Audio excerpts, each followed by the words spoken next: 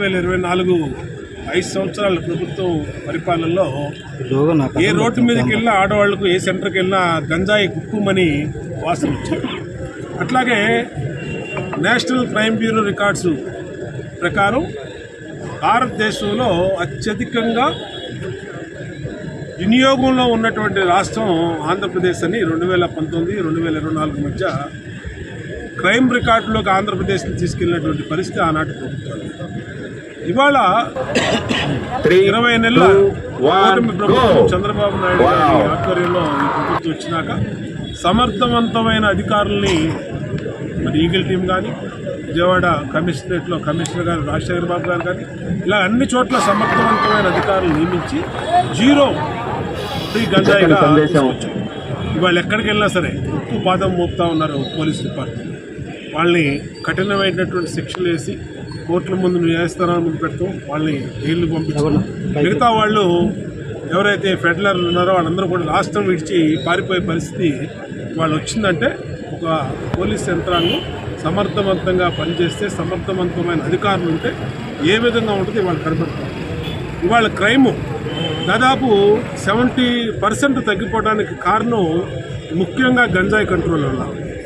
గంజాయి గతంలో విచ్చలవిడిగా వాడి వాళ్ళకి తల్లి మీదకి వెళ్తున్నాడో తెలియదు, తండ్రి మీదకి వెళ్తున్నాడో తెలియదు, చెల్లి మీదకి వెళ్తున్నాడో తెలియదు.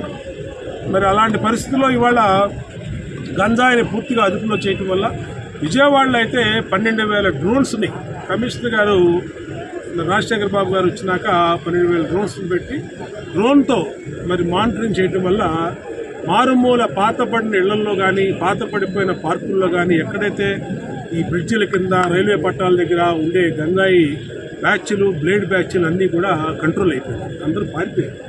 దాదాపు మిగతా ఉన్నవాళ్ళందరూ అలవాట్లు మార్చుకున్నారు. రిహాబిలిటేషన్ సెంటర్లో దాదాపు కొన్ని వేల మందిని అక్కడికి పంపించారు. ఎన్ని పాత ప్రభుత్వం గత ప్రభుత్వం చేసినటువంటి తప్పులు ఇబ్బందులు పాపాలన్నింటినీ కూడా 20 నెలల పరిపాలనలో కంట్రోల్ చేయగలిగాం.